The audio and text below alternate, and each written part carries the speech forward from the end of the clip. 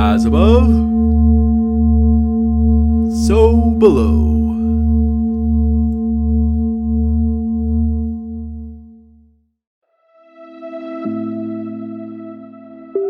Welcome to Connecting with Coincidence. I am your host, Dr. Bernard Beitman, MD, psychiatrist who does psychotherapy. I study meaningful coincidences like synchronicity and serendipity because they're useful in figuring out how the world works, as well as helping people in their own personal lives making decisions and spiritually to grow.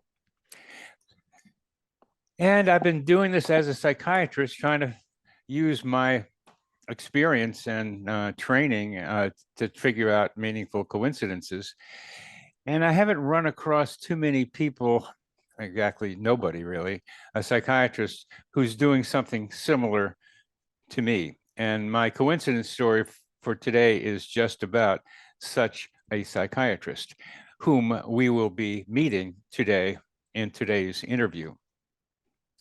I met Anna Yusim through Krista and G, who were part of the Coincidence Project and with whom I continue to have contact about meaningful coincidences. And Anna sent me her book,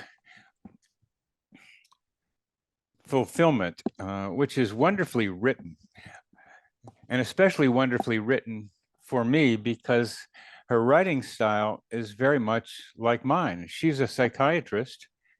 She's a clinician. She tries to make things happen positively for people. And she has academic training. And she's very spiritual in her look at things. Well, she writes like me. As an academic, she's got lots of references in her book to papers and books, as I do. And she's got her own clinical examples from her own personal clinical experiences. That's what I did. But even more than that, she had a couple of examples of ideas that I had that I hadn't seen anyplace else. And as I've tried to be able to say about coincidences, if you experience something that seems weird, somebody else is doing it too. And that's what I have with Anna Yusim. She and I are doing something very similar. There's a mirror of my mind in hers and hers in mine. And one of the stories that she told in her book was about a woman who was choking uh, thousands of miles away while her mother was suffocating. And it's very similar to a story you might remember about my father and me. He was choking on his own blood and dying, and I was choking 3,000 miles away uncontrollably for reasons I only found out the next day. Well, it was nice to see that. It was nice to see many stories in her book that are same ones I have, but with different perspectives on them. Well, she writes about telepathy. I've developed a model for telepathy, which I hope to talk with Anna about, maybe not today, but another time. And for our discussion today, she was able to describe the energy signatures of each human being, that each of us has an energy signature. And today we'll start off probably talking about what that means for each of us personally and interpersonally, as well as part of a global community. Well, let me tell you a little bit about Anna. She's quite amazing in the things that she has done. She's internationally recognized, award-winning, board-certified Stanford and Yale educated psychiatrist. And by the way, I went to Stanford for my residency and I went to Yale for my medical school education, and she was at Yale Medical School as well. And that makes the parallel even more fun with Anna and me. At Yale, we both were given the liberty to research stuff that might have been weird, but Yale was encouraging researchers who had a clinical bent. She is a best-selling author of this book, Fulfilled, How the Science of Spirituality Can Help You Live a Happier Life, a more meaningful life. She's on the clinical faculty at Yale and is presently creating a spirituality and mental health center at Yale. She's got clients including Forbes 500 CEOs, Olympic athletes, A-list actors and actresses, and the chairs of academics departments at top universities. she's helped a lot of people, and she helps people who help people, which is really an important part of all this. She studied neurobiology. She studied the Kabbalah. She's published over 150 academic articles and book chapters, scientific abstracts. She's very accomplished. She's developing a movie now, which reflects some of what she's got in her book and more. And she's writing another book now, which I maybe will find out about. So here's this, that's the synchronicity today. The woman that I'm talking to today mirrors my mind in a very lovely way. So Anna Yusim, thank you for being on the show, and such a pleasure to talk with you. Thank you so much, Bernie. It's such a pleasure to be here with you. Well, let's have a good time here, all right? We've had it already. Why don't you tell us a coincidence story just to get us warmed up? Sure. You know, my famous coincidence story is what happened with one of my patients. This was when I was studying Kabbalah about 10, 12 years ago, and I was on a trip to the Ukraine. Why don't you describe what Kabbalah is for those who don't know it? Yeah, so Kabbalah is a form of mysticism. There's Jewish Kabbalists, Christian Kabbalists, and it takes the ideas of Judaism, Christianity, and it looks at the mystical side of those ideas. If you look at, for instance, the Old Testament or the Torah as the law or the rules of how to live, the Kabbalah is the mystical commentary on those laws. And the book of Kabbalah, for instance, is the Zohar. It's the Zohar, which has the mystical commentary of the Bible, essentially. And another way to think about it, it's the ideas of how energy works in this world. Let me just turn that off if someone doesn't get it. It's okay, I can't hear it. It's okay, you can't hear it. Okay, good. Sorry about that. This is all whatever, so don't worry about it. So anyway, those are very good descriptions of Kabbalah to start off with, and that's all we'll need for now. But last night, this interviewer from Riverside, California, a Persian Jew, studies Kabbalah. I mean, we started getting into that a little bit too. So there's something happening, at least from my perspective. The Kabbalah. I interviewed somebody who's wrote a book called The Kabbalah of Light, who's in New York City. So there's something here going on too, but we'll leave that alone. So let's go to one of your coincidence story. Sure. So my favorite coincidence story is I was on this Kabbalah trip and I was in the Ukraine. And that day we'd gone to the grave sites of many of the great Kabbalists, learning about their lives and what they accomplished during their time on Earth. And that night I went to bed and I woke up in a start feeling that something is terribly wrong. I didn't know what was happening, but I felt compelled to check my email. And as I checked my email, I saw an email from a patient who had written me literally 1 minute prior to the time that I'd woken up, saying that he was feeling suicidal. By virtue of having gotten that message, I was able to call my patient and in real time, literally and metaphorically, talk him off the ledge. So had I not received that, would my patient have been okay? Perhaps, we just don't know. But the fact that that happened was so powerful and important to both myself and my patient. And to me, this made me start thinking, how is it that I was 5,000 miles and 7 time zones away and yet still got this so-called message from my patient? Was it just a random coincidence that I was able to wake up at that moment, or was there something more? Of course, there's something more. You know, my choking with my father I mentioned earlier, the many stories that you wrote in your book about such things, and I call that simulpathity, the feeling of the pain of a loved one or the stress of a loved one at a distance, and that's 5,000 miles is pretty good. So we have to wonder how that happens. There's enough data now to say simulpathity is real, and we like it because it's clinical. It's something that goes on between a patient and a doctor, but also between people who are emotionally connected with each other. That's a key part of a correlate of how that happens. So why is that your favorite story, Anna?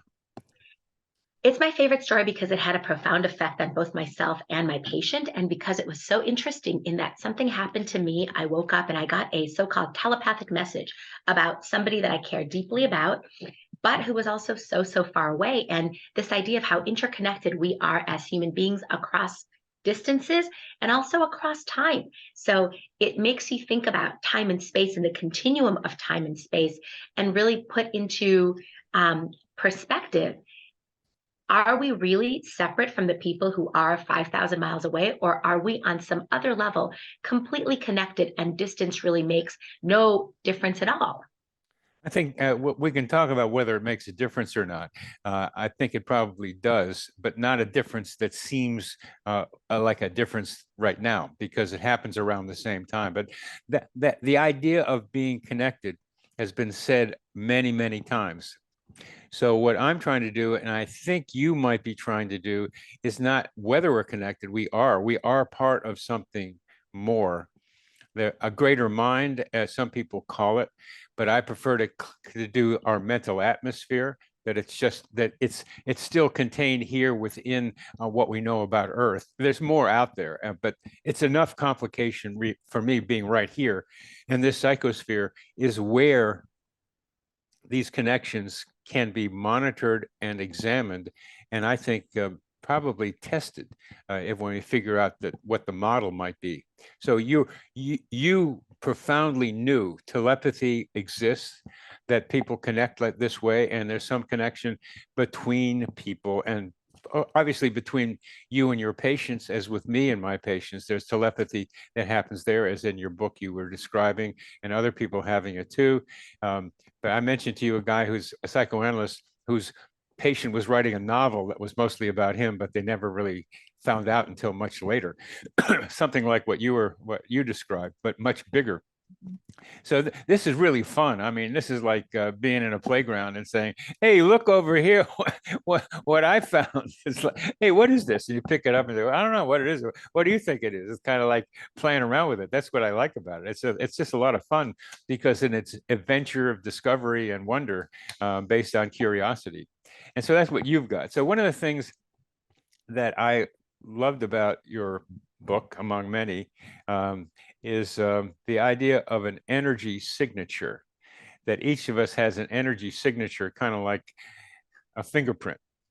So we're vibrating in a certain frequency, but I think there's a lot of characteristics, like a lot of like resonating patterns within resonating patterns, that make our energy signatures kind of unique, kind of. But there are other people who have energy signatures very much like ours. A very good friend of mine and I, just when we first met,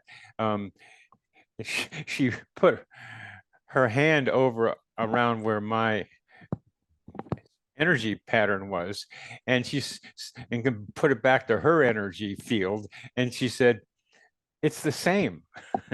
It's the same. She's a Pisces, I'm a Pisces, born 2 days separate from each other. When's your birthday? February 27th. Mine's the 23rd. Oh, so you just made it after Aquarius. So, well, I mean, I'm thinking about having a Pisces party. I'm in. Well, you going to come? I'm in. Yeah, why not? Okay, why not? I mean, we won't go into it, but being a Pisces has its problems. You have the benefit of being near Aquarius, so you have more mental stuff going on. When you get towards the middle, you get really lost in the ponds. My parents were both Pisces. My brother was a Cancer, so I was raised in a puddle, or something bigger than that. So that's not a joke, although it's funny.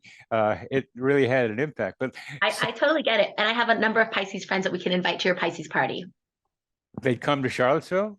Maybe. Maybe, you never know. Well, to have a bunch of fish swimming around in one place with not too much Scorpio energy, because you got to be careful about that. But it helps. It vibrates the place up. I talked to a Pisces yesterday who I sure had put some Scorpio or something in there. I mean, like that. Anyway, energy signatures. Tell us about energy signature. Yes, energy signature. So the way that I see that, Bernie, is just like you said, that essentially all of us are vibrating at a certain level, right? Because we're matter as well as energy.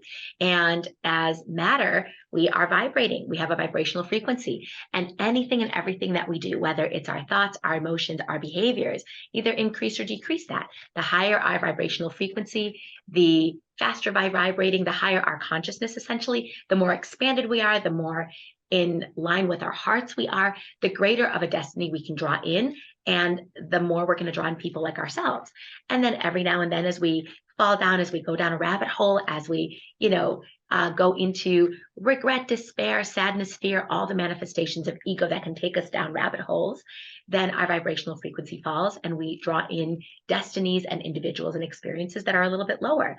And this is something really that David Hawkins, MD, PhD, a psychiatrist himself, and a very, very prolific writer and spiritual teacher, has written about.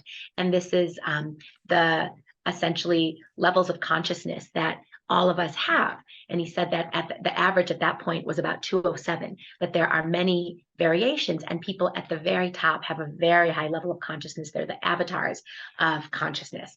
And so the vibrational frequency, I think on some level, is like that, and that everything we do, every thought, emotion, behavior, ultimately shifts our energy signature in a certain direction, and then therefore shifts what comes into our life. Well, let's allow us people who like visuals to have a visual here. And what I'm trying to do as you describe this is, just think of a sine wave. I mean, sine waves are fundamental to this reality. The sine wave of positive and negative polarities of all kinds, black and white, but also the way sound moves and light moves, that, but it's also the way our energy frequencies work. They're vibrating in a basically sine wave pattern, but with a lot of different variations in it. So if you could help us visualize what an energy signature might look like, draw it, and then I'd like to be able to see how that energy signal changes with thoughts and feelings, both positive and negative. And you said higher frequency. I'm guessing you think the signature is going faster when it goes. Yeah, exactly. And I think it's really, on some level, a little electromagnetic field that all of us as human beings have, and especially around our hearts and our minds, right? And at HeartMath, they show that the energy field of the heart is many, many times stronger than the field of the mind. And it's essentially that this is a field that's generated by the different systems. I think our gut as well has its own brain. So our gut has an energy signature as well. But all of those together create some sort of unifying signature that we as human beings have. And like the way that I would envision it is, indeed, it's a little bit of a vibration, and the faster we go. And so, to be clear also, we're talking about heart, mind, body, and soul, but everything impacts this, meaning the foods that you eat, the thoughts that you think, the behaviors that you engage in, the habits that you have. So heart, mind, The body, people you engage in your life. Absolutely. All of that has an impact.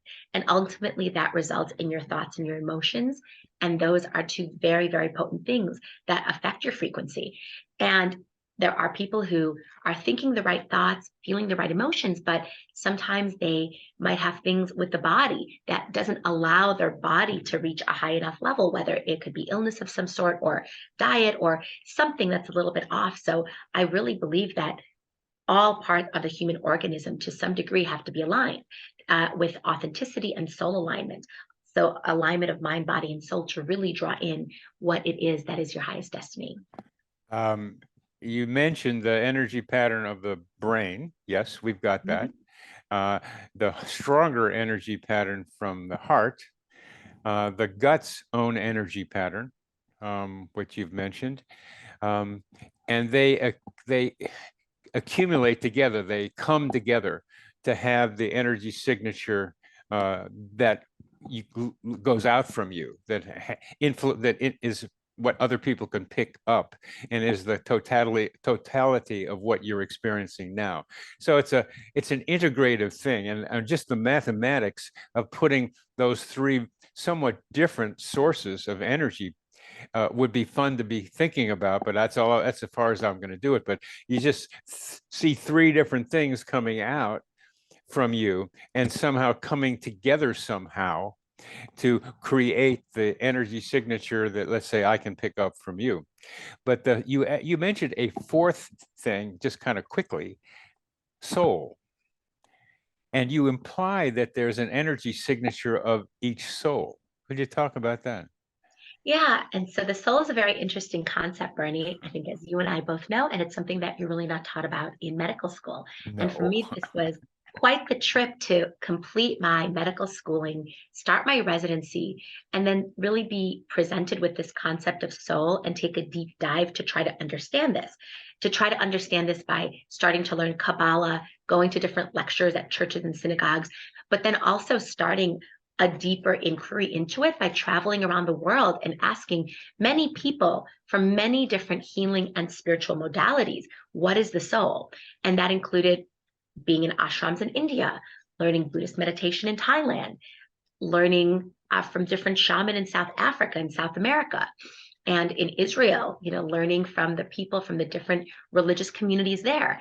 And ultimately, my favorite definition of soul came from a Mexican shaman named Fernando Broca.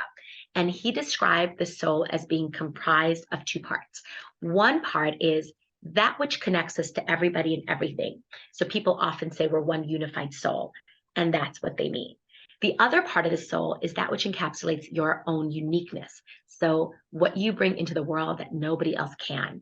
And so our soul is essentially this compilation of our uniqueness and our interconnectedness to others. And our soul very much, I believe, has this unique signature. The soul is transcendent. So it's not, people say it's ephemeral, whereas the body is very much in the 3D world. And yet we can be completely aligned with our soul, living in line with our purpose, doing what we need to be in this world, being mission driven, being able to align with forgiveness and positive habits, etc. Or we can be misaligned with our soul and then feel all the repercussions of soul misalignment through many of the ailments that you and I treat, Bernie: anxiety, depression, OCD, PTSD, all sorts of things. And so the voice of the soul is intuition, and it's tapping into your intuition that I think ultimately allows for soul alignment. And neither the mind nor your heart or your emotions can guide you in a way that your soul or your intuition can. The mind, the heart, and the intuition are all important to take into account when making important decisions, but ultimately, many of those decisions without intuition, you can be led a little bit astray.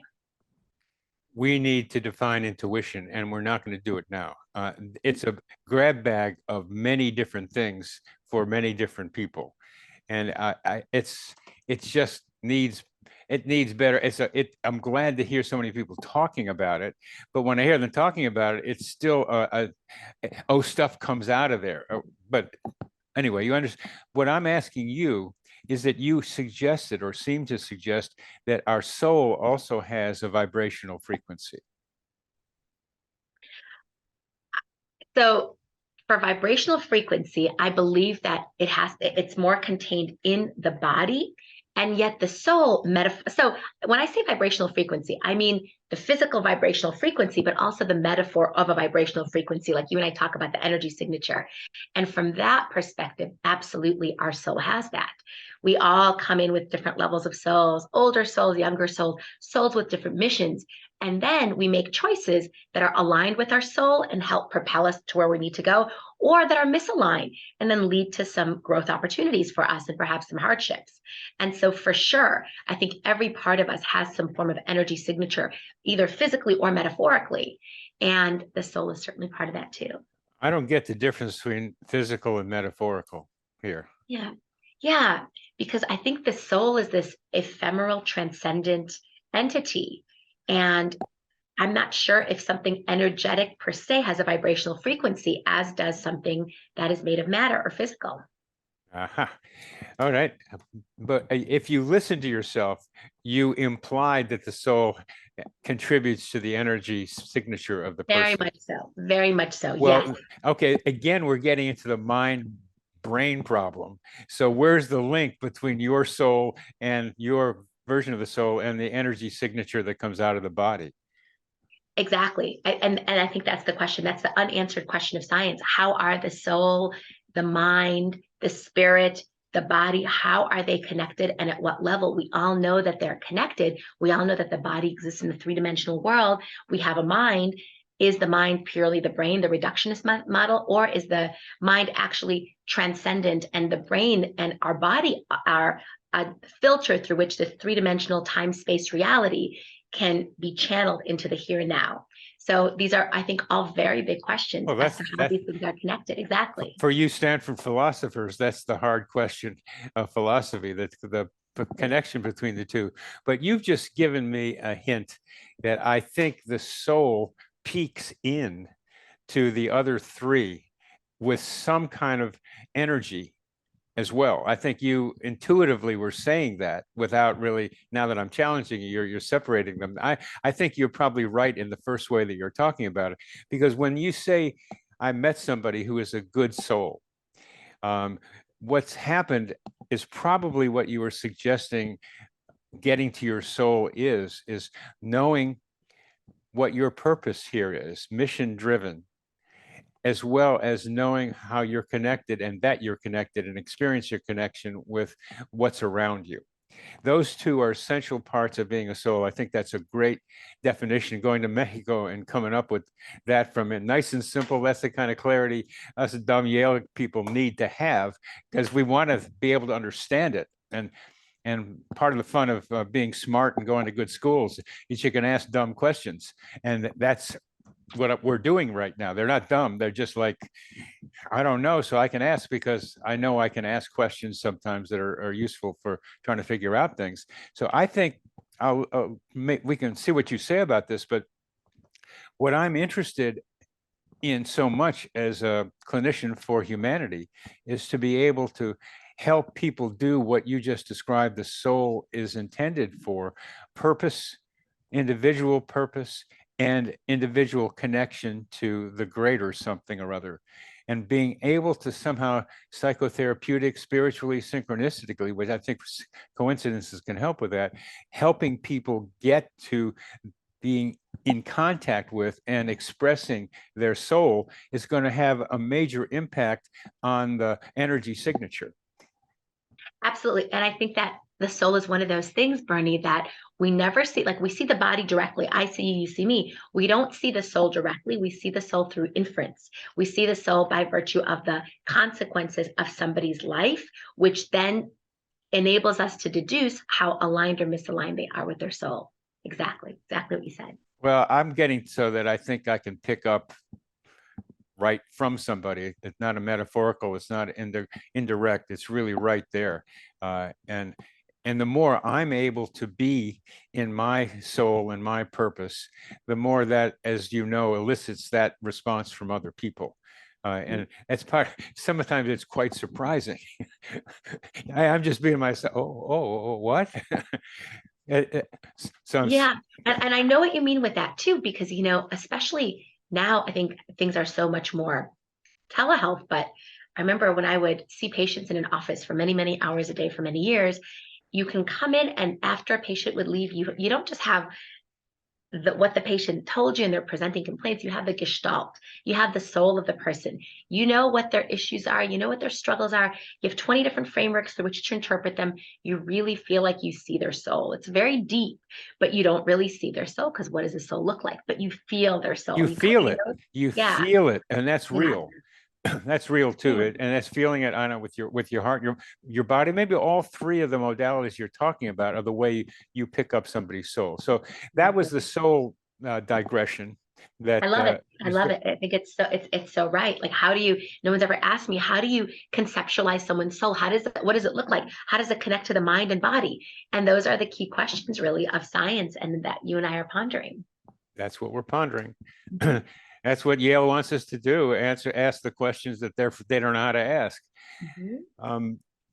Okay, so what I want to go to next is thinking something, and that does something to or I'm feeling something. I'm frightened, or I'm having a good time doing something, and my energy signature changes in what you're calling frequency. And I believe that you can go faster or slower, but I think that's a crude approach to it. I think it changes some, the energy signature. I think not just in frequency, but in something, and I can't really put words on it. What do you think of that? Absolutely. Absolutely. Yes. Like what actually happens. Yeah. And I think, I mean, is it our soul? Is it our heart? Is it that the electromagnetic frequency of our heart changes and therefore we're able to create shifts in? I mean, this is, I've gone to a lot of Joe Dispenza retreats lately, and he talks about this concept of heart brain coherence. So getting your heart and your brain into coherence with each other, and that somehow healing the body. And what he creates in his meditation retreats is this very powerful field, a very powerful field of like the 2,000 people all meditating together. And a lot of these people then have healings, and some people miraculous healings from incurable diseases. And the way that you do it is you let go, you get into your heart, you feel great love, and that love, your heart opens so much, you release so many endorphins, so many natural healing chemicals that your body then heals. So it's a very powerful concept, and I've certainly seen people like that heal themselves from incurable cancers. Wow. And it's opening your heart to the love that's already around you, and that's what the meditation is able to help people do. That's a that's that's a beautiful description of what might happen. So I'm starting to visualize your description of that energy field created by 2,000 people meditating. And there's some of them that are going to go into weird stuff, some more psychologically psychodynamic childhood things, and that's going to change the field some, and others will get up higher, but the sum of the field can be a healing thing because most hearts are opened, and love, and the love vibration, vibrations, good vibrations, just love vibration is kind of what we're talking about, or getting towards. I mean, being able to have your brain or your mind not caught up in too much rational thinking. It's always nice to have a little bit of that, I think, but to check on what you're doing, but not have it always there, but to be in the moment of the feeling with the other people. The energy signature of the individual is changing or is changed in that space. And how much you visualize the energy signature of the individual in that 2,000 people having changed. Yeah, absolutely. Absolutely. And how do you visualize that? I think it's like I know what happens to me in those, and I've gone to 5 or 6 of them. It's really fascinating. There's something that happens. I really do feel, even once you get right into that energy signature, but especially after you're there for a few days and you really start to get into coherence with the other people and with things start to change in my outside world. And the things that needed to move forward just start to move forward. I get emails of projects that that I've been waiting for a long time to, shift, and they just shift when I get into that field and elevate my state like this. So it's very, very fascinating. I do feel that. And it's this idea that we get into states where we shift our own vibration, and then our destiny close to us, far from us, shifts as well. So it's almost like the only work we need to do, I mean, obviously we need to go out into the world and make things happen, but often the work we need to do is on ourselves to elevate our own vibration and then draw in what we need to draw in. Like we need to start inhabiting the time and space of being who we want to be, meaning feeling the emotions as though they've already happened, thinking the thoughts as though they've already happened. This is one of Joe Dispenza's ideas of getting, becoming who you want to be before you are that person, and thereby drawing that in. And it's a very difficult skill set because often we are only the person that we are right now and not the person that we want to be.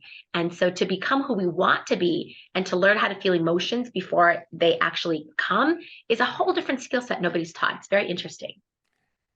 Unless you played football, because I would imagine running the opening kickoff for a touchdown and being able to do that a couple of times. I mean, if you imagination is funny, it makes it anyway. A funny world's funny. Imagination is very powerful, especially when you imbue it with energy of reality that it really is happening, and you can do that a couple of times. And we can.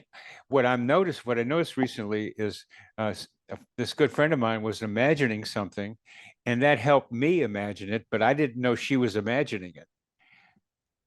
But then she decided not to imagine it anymore. And then I kind of like, what? So, and she took responsibility for imagining something with me that was not going to happen, that she didn't want to have happen. And I respected her very much for that, because our own imaginings influence the imaginings of other people. But I'm still trying to get us to talk about the energy signature. And what I hear you describing is variations on that signature. There's a basic energy signature. It's you kind of come with one, I'm suggesting, that's yours, but you're describing getting into coherence with other people's energy as they rise. And I'm curious, you don't know, I don't know, but I'm curious about how my personal energy, your personal energy signature changes with the coherence in a 2,000 people meditation. Yeah. It's a fascinating thing. I can tell you. So there was something I was waiting on, this outstanding email, and the retreat hadn't even started, and I got to Panama for one of the Joe Dispenza retreats, and it was going to start the next day. So I got to my hotel, went to bed the next morning, because I was in that space, something I'd been waiting for months for. The next morning, it's in my inbox. Is that a coincidence?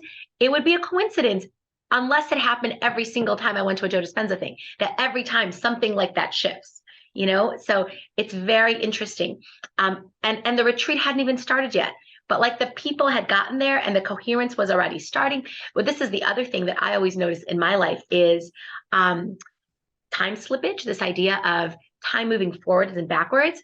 And if I'm about to go do something that has profound healing implications, I'm going to feel the healing implications of it maybe a day or two before.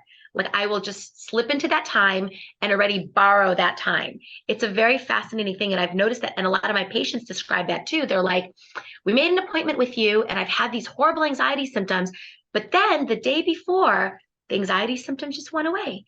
And I've had numerous patients say things of that nature. And of course you can say, well, that's because you've decided to finally deal with your anxiety symptoms and made an appointment and we're going to talk to me. And you knew consciously and subconsciously that was going to be the case. And I think that that's part of it. But I think the other part is that we vibe with each other. And maybe in them making an appointment with me, they started feeling my energy and the energy of the session we are going to have. And that also somehow there was a time slippage effect. They felt the therapeutic benefit of the session before the session had happened. I felt the therapeutic benefit of the Joe Dispenza energy field before I'd gone into, the Joe Dispenza work. It's really fascinating. It is. And your descriptions are wonderfully practical, because what you do is talk about the outcomes rather than what I'm doing, which the mechanism. You're trying to get the mechanism. I'm trying to get to the mechanism. I'm not going to try anymore because we're getting near the end of this. Because we're going to stop in about 10 minutes or so, or a little more. But I see that you don't have an answer, and I know you don't because it's hard to do it. But when I'm doing this, talking with you to get a moving picture of how the energy things change, you're giving me an idea, because what I do is imagine what you're telling me and start seeing how things are happening. The energy field going to the energy field, being into the energy field, the anticipation. Now, patients do get better sometimes just having made an appointment and they don't show up. If you do the research, you'll find that they got better, some of them, and one session really helps a lot of people. And David Mallon did research with that one too. You probably saw that a long time ago. And so how does that happen? But we start with the description. Have to start with the description, and that's what you're doing. And what you're doing is painting the connections that then I can then paint. You paint the connections in my mind so that I can see some of them.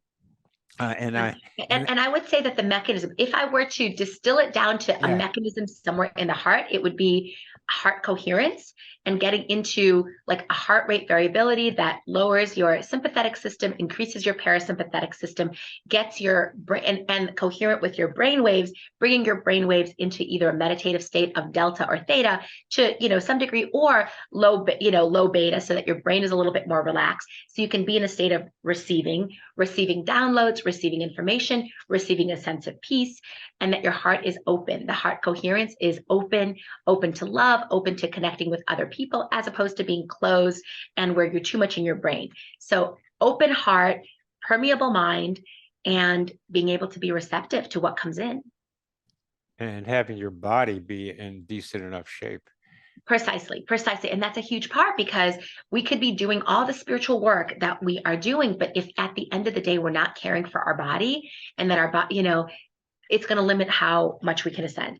But then there's also these amazing yogis who have had very, extensive lives as yogis, and then they're able, with the power of their mind, to change or calibrate the vibration of the food coming in, and every now and then eat something completely off and not be affected by it at all. So, I mean, yeah, so it's very interesting. I feel like it's a whole other science of study. Ram Dass had a stroke, as you know, and I saw a quote from him. It's like, I think I needed to take care of my body better. He was so much into the spiritual thing, and that spiritual bypassing can be bypassing of your own body, as well as getting away from the problems of the world itself. And I hadn't put those two together, spiritual bypassing and body attention, until we just talked about that right now. What I think I'm trying to visualize, and I'm not going to try to do that anymore, is the sum total, not just coherence in the way you described it and body thing, but the thing that I experience of other people. That's the thing I want to know about. And then, because I love interpersonal analyses, psychotherapy got me involved with that a lot. I want to see how people resonate together. Now, what is resonance? What is resonance when two people resonate together? What is that? Yeah, it's the way in which one frequency and amplitude of waves, of the electromagnetic waves as human beings, my electromagnetic waves meet yours, and we somehow resonate. And there's sometimes, I don't know if you've ever felt that, but you get into some people's fields who are like gurus, and then you just immediately feel very different around that person. I don't have this with very many people at all, but I did have this. I work with a psychologist and spiritual teacher, Henry Grayson, and I would get into his field, and his field, and I would just immediately feel zonked and a little tired.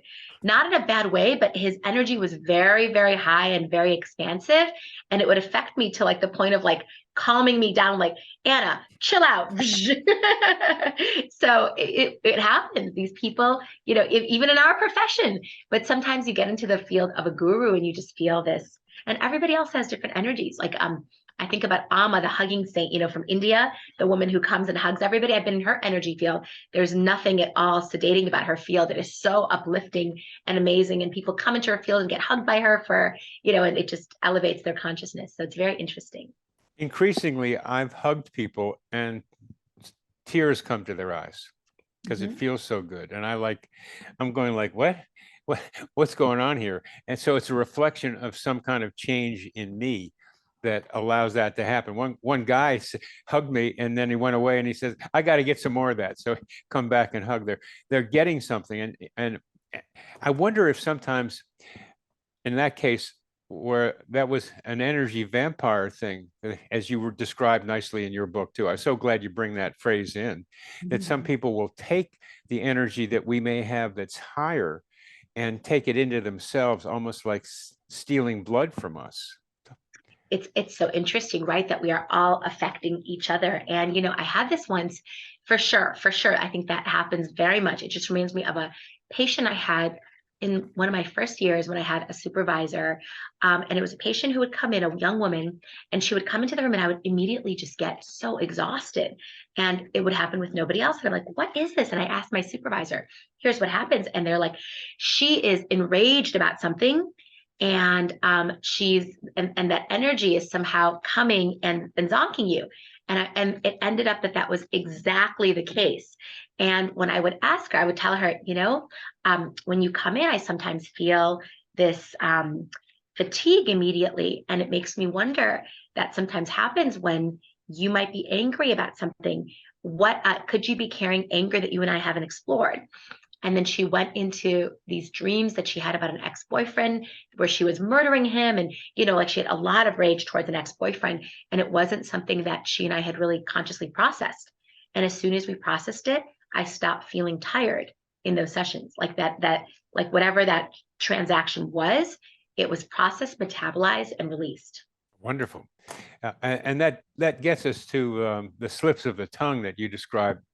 I saw a patient after 2 weeks who went on a trip. She's pretty phobic about getting the COVID. And first thing I said to her was, you're not dead. And it turned out to be that's what she was terrified of. And we got into discussions of her dying in more detail than we ever had before, or her fear of it. And you have plenty of examples of that. We pick up things from each other. And I think it's an energy field. And this is on Zoom. It wasn't like live.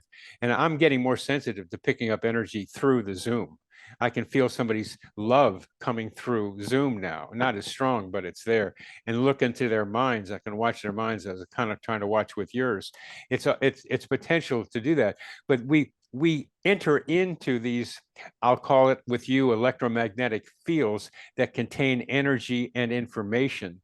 And because we are open as therapists and curious and wondering and want to see what's going on with them, we pick that up, and then it comes into us in some form that we can translate. Sometimes we know what it is. Sometimes we have to get a supervisor for it. And sometimes we don't know what it is, but it blurts out of our mouths, and there it is. And the patient can then confirm it. And that's part of what I'm trying to talk about with you is what happens in the energy fields between people. And that's what we've done pretty well with today. Absolutely. Absolutely. It's fascinating. Yes, exactly. To be able to feel people. And this is a whole new thing, Bernie, to feel people through Zoom, a whole new skill set, right? Or through the phone. Yeah. And when you think that time and space are essentially, something that is reducible and that we can indeed really, truly connect. And it's a beautiful thing. It could happen by the phone, by Zoom, like in any way. Certainly in person, it's easier perhaps, but for some people, it's the opposite. For some people in person, it creates too much anxiety because too much of you is seen, and having these levels of boundary, whether it be by Zoom or by phone, actually enables them to be more vulnerable, authentic, and true to themselves and to the therapy. Absolutely. And sometimes just answering questions from a robot is easier for them too. But yesterday I was talking to a guy near Auckland Museum on Zoom, and he lives in a rainforest, and he showed me the trees on Zoom, and I could feel the trees. I was just there, immersed in it, and that's an example of what you're talking about. Once you're open to the possibility, you can be many different places. And I think of this thing as techno-mimicry, where technology mimics what our potential is, as well as we can. Wright brothers learned how to fly by looking at how birds did it, but also technology anticipates the future of what human beings already can do. So I think you have to get going to see a patient, and there's more for us to talk about someday. But I think we'll end right here and recognize that, hey, Anna, we got more to talk about. We have so much more to talk about, Bernie. I so enjoy this, but I love that we've planted the seed, which will grow into a big, big tree eventually. And this is beautiful. Thank you. And thank you for the work you do and for what you're bringing into the world, Bernie. And may I mirror that back to you. So au revoir and shalom, Anna. Thank you. Thank you, Bernie. Likewise. This psychosphere is our mental atmosphere, like a hologram of cosmic consciousness.